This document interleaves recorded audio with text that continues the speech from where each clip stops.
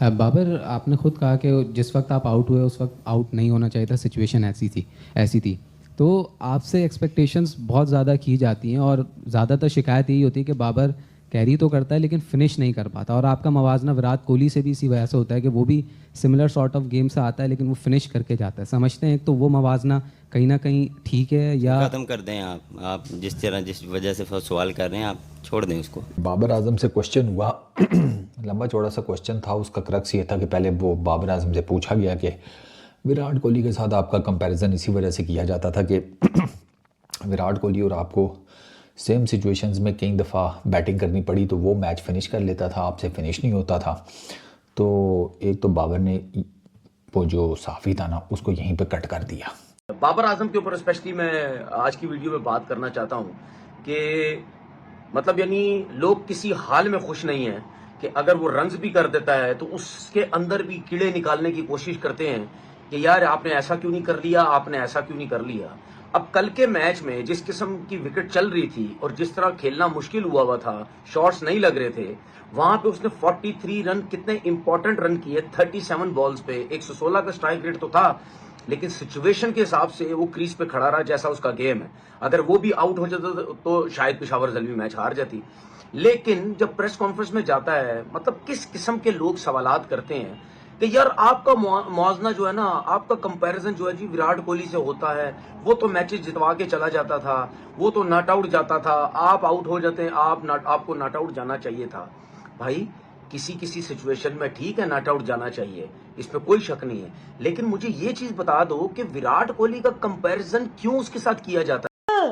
रात को बाबर आजम मेरे घंटे के किंग ने बोला कि आपको विराट कोहली की परफॉर्मेंस नजर आ जाती है पाकिस्तान में बैठ के, ठीक है, और किंग बाबर आजम की परफॉर्मेंस नजर नहीं आती। और भाई वो भी तो गेम को फिनिश करता है, मैं भी तो गेम को फिनिश करता हूं मेरे घंटे के किंग।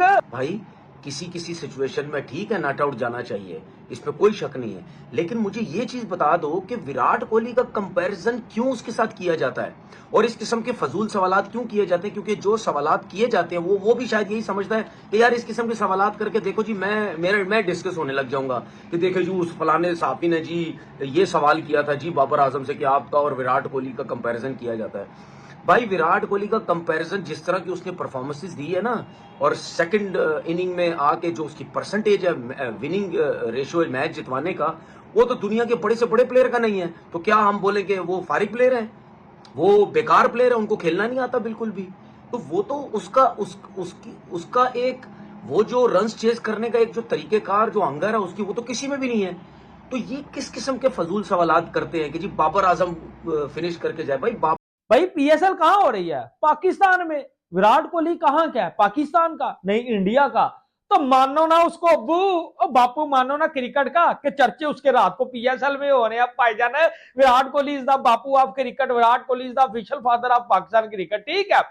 रात को लाइव इंसल्ट किया बाबर आजम की जर्नलिस्ट ने। अब कैसे, वो मैं बताता हूं कि विराट कोहली के आसपास हमारा किसी भी किस्म का कोई भी खिलाड़ी ना तो भटकता है और ना भटक सकता है। हमारा क्या यार, उधर भी नहीं भटक सकता कोई। ये सब लड़के जो आकर पॉजिटिव ब्रांड ऑफ क्रिकेट खेल रहे हैं just because of Virat Kohli, क्योंकि ये विराट के साथ आज उसकी एज में खेल रहे। इन्होंने विराट को वो सब लगातार करते हुए देखा है घरों में बैठकर। तुमने विराट कोहली का मजाक उड़ाया, तुमने मजाक विराट का उड़ाओगे? ये विराट के ख्याल करो यार, मजाक बन जाओगे। दिस टू शेल पास विराट बहुत बड़ा आदमी है। उसी दिन हम समझ गए थे कि तुम्हारी कमबख्ती आएगी, थोड़ा टाइम लगेगा। तुम्हारे किसी सोशल मीडिया हैंडलर ने कंपैरिजन में, मैं बेवकूफ नहीं हूं बिल्कुल भी दिमागी तौर पर, कि तुम्हारे किसी कैंपेनर ने ये मशवरा दिया। आज की परफॉर्मेंस बड़ी ही अच्छी, मतलब समझ नहीं आ रही थी बाबर आजम करना क्या चाह रहे थे। उनकी इंटेंट क्या थी कि मैंने क्या करना है इस मैच के अंदर, मेरा क्या रोल है, एज अ ओपनर आया हूं, 100 के स्ट्राइकर के साथ खेल रहा हूं, मतलब क्या मेरा रोल क्या है इस टीम के अंदर। आज मतलब बाबर आजम ने 37 बॉल्स पे 43 स्कोर किया, जिसका स्ट्राइक रेट बाबर आजम का कितना था 116। मतलब कि ऐसा स्ट्राइक रेट जो कि आजकल के लड़के यंगस्टर्स ऑडे में रखते हैं। तो जी मतलब ये मैच बड़ा डीप चले गया, 146 का टारगेट था, आखिरी ओवर में जाकर टीम जीती।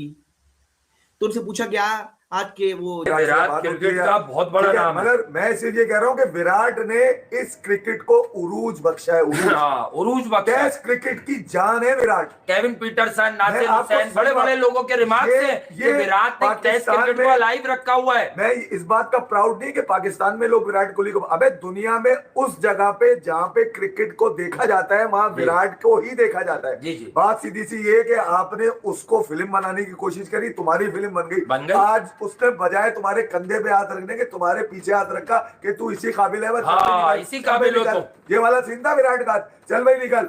और उस नहीं, अब कर लो कंपैरिजन, अब ले आओ सोशल मीडिया पे स्टेट्स इतने मैचों में इतने किए थे, मेरे फास्टेस्ट 6000 हो गए, 14000 रन भी मारे, सेंचुरी भी मारी, तुम्हारी भी मारी, लिटाया, फिर बिठाया, फिर खड़ा किया, फिर बोला ले लो। अब पता है का मुआवजा कोहली के साथ होता है। कोहली तो मैचेस फिनिश करता है और आप क्या कर रहे हैं।